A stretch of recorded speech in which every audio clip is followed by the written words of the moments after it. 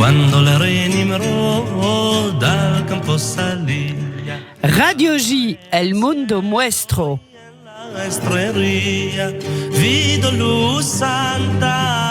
Venida buena, Bella. Venida buena, Lise. Alors, on est ensemble ce matin avec un invité que je vais te laisser nous présenter, puisqu'on va parler d'un très grand événement qui va se tenir ce week-end à Paris. C'est le Salon du Livre des Balkans. Bella, de quoi s'agit-il et qui est notre invité? Alors, je remercie beaucoup Pascal Hamon d'avoir accepté mon invitation. C'est moi qui vous remercie. Non, mais je suis vraiment ravie de vous recevoir parce que c'est un événement très important que vous avez créé d'ailleurs il y a plus de 10 ans. Donc vous allez nous expliquer tout ça. Vous avez quand même une carrière professionnelle au ministère de la Culture, notamment dans les relations culturelles internationales. C'est la raison pour laquelle vous êtes très intéressé donc par toute l'Europe centrale. Et vous allez nous en parler, bien sûr. Et avant tout, je voulais quand même vous demander vos origines. Si vous voulez nous dire 2 petits mots sur votre... C'est très original. Je pensais que vous étiez judéo-espagnol ou tout du moins... Affilié, et en fait, pas du tout. Pas du tout. Donc, d'où l'importance de tout ce que vous organisez quand même. C'est formidable. Pas du tout. D'origine bretonne d'un côté, du côté paternel, et vosgienne du côté maternel. Ah, en effet. Donc, à et ma alors, connaissance... Hamon, ça vient d'où alors? Bretagne. Voilà. D'accord. Ça, je l'ai appris et je ne savais pas. Voilà. Oui. Toi non plus, peut-être. Non, ça je savais pas non plus, mais voilà. Alors, le salon du livre des Balkans, comme le disait Bella, c'est depuis quelques années. Et si vous êtes avec nous aujourd'hui, c'est aussi parce qu'il y a une spécificité cette année. Oui, il y a une spécificité dans le programme que nous avons sur 2 jours, donc vendredi et samedi prochain, donc 11 et 12 février. Nous consacrerons samedi à une table ronde à un sujet, la communauté juive dans les Balkans, sous l'angle permanence et fragilité des communautés juives. Voilà. Donc ça, c'est la première fois que nous consacrons une table ronde à ce thème, avec, je crois, des personnalités tout à fait intéressantes, alors, de qualité. Oui, parce que le médiateur, c'est donc Jean-Claude Kupperman, que nous connaissons très bien. Qui est sur Radio J, avec moi une semaine sur 2, qu'on embrasse. Bien sûr. Donc, il est là. Et puis, vous avez quand même... tous les intervenants sont quand même des grandes figures chez nous, très connues. Vous pouvez peut-être un petit peu nous en parler des thèmes et comment tout ça va se dérouler. Et je voudrais dire effectivement que nous sommes très heureux d'accueillir M. Kupperman pour modérer cette table ronde, étant entendu que, effectivement, en tant que directeur de cette grande bibliothèque dont on a beaucoup parlé, de l'Alliance israélite universelle, oui. Donc effectivement, il a ce regard global sur les communautés juives qui nous est extrêmement précieux, et il nous a encouragés et accepté de s'y associer. Donc parmi les intervenants, nous avons des intervenants qui viennent d'Athènes. Madame Baron-Vassar du musée juif de Grèce, qui se trouve à Athènes, qui a publié un livre remarquable sur des séfarades aux juifs grecs. Donc toute cette notion. Nous avons une personne que vous connaissez particulièrement bien, puisque c'est François Hazard. Bien sûr, nous recevons régulièrement. Incontournable. Donc je ne le présente pas. Non, c'est quand même. Voilà, c'est Aquiestamos, c'est Lior Édition. C'est des ouvrages magnifiques sur, entre autres, les Juifs des Balkans. Bon. Alors il viendra tout particulièrement pour son ouvrage qu'il a réédité, donc de Moïse Abinoum, Lumière de Sarajevo. Oui. Donc, il viendra sous cet angle-là, donc, en parler. Nous avons aussi quelqu'un qui a fait un ouvrage absolument défricheur, qui est Madame Nadège Raguerou, qui est professeure à Sciences Po et qui s'est attachée à la culture bulgare, la culture juive bulgare et la destinée des juifs bulgares pendant la Seconde Guerre mondiale, mais aussi l'utilisation qu'on a fait de cette histoire après la Seconde Guerre mondiale et jusqu'à maintenant. Et c'est prodigieusement lumineux. Alors ça s'appelle, on peut le dire, Oui. Et les Juifs bulgares Là, furent sauvés, une histoire des savoirs sur la Shoah en Bulgarie, et c'est paru aux presses de Sciences Po. Voilà. Alors, Et un dernier invité Oui. Qui n'est pas le moins intéressant, je veux dire, c'est Gazmen Tosca, qui vient d'Albanie. Et qui nous parlera d'un petit musée, mais qui est un musée extrêmement, d'une importance réelle. Il s'agit du musée juif de Bérat, et il nous racontera un peu le devenir de ces juifs albanais qui ont été et des environs, parce qu'il y a eu le Kosovo, il y a eu des Grecs qui sont venus, qui ont été sauvés par des familles albanaises. Et c'est des histoires absolument incroyables, attestées par Yad Vashem. Mais souvent méconnues quand même, oui. Souvent méconnues. Oui, tout à fait. Il y a, pour l'instant, aucun livre en français. Ah oui. En français. Il y en a en Albanie. Il y a quelques articles en anglais, mais en français, il n'y a rien. Et ça peut être un projet pour les années qui viennent. Oui. Alors, compte tenu justement de vos origines, pouvez-vous me dire quel a été le déclic et la motivation quand même pour fonder d'abord ce salon des livres sur les Balkans, et puisque là vous allez fêter les 10 ans, donc c'est important. Alors dites-nous comment ça s'est passé, quelle a été vraiment pour vous cette lumière? Disons, il y a une première chose, c'est que je me suis intéressé effectivement à l'Europe centrale et orientale, et donc aux Balkans, professionnellement d'abord.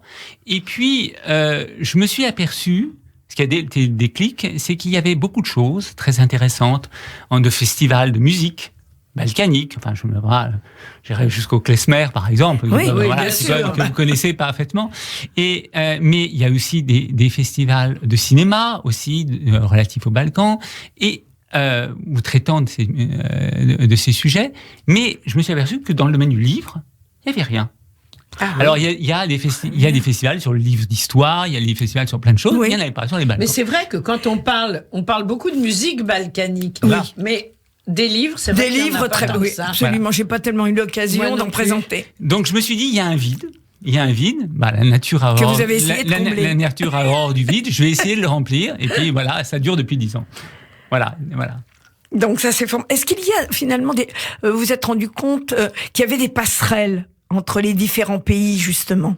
Alors, parce que ça c'est un sujet quand même. Est-ce que juste avant, on pourrait donner le nom des pays pour les auditeurs? Ah, d'accord. Alors, enfin, pas tous, mais en gros, on ait une idée géographique des Balkans. Alors, la géographie est quelque chose de passionnant dans les Balkans, puisqu'elle est changeante, constamment. Oui, c'est ça change tout le temps. Avant, il y avait la Yougoslavie. Maintenant, la Yougoslavie a explosé, donc on a 6 pays. 6 pays, donc on va pas vous demander de les donner. Le Kosovo, la Macédoine, la Serbie, la Croatie, la Slovénie. Fait-elle partie des Balkans? Ça, c'est un vaste sujet. On va pas entrer dedans. Mais voilà. Donc ça, mais vous avez aussi la Grèce. Vous avez aussi la Bulgarie. Vous avez aussi la Roumanie.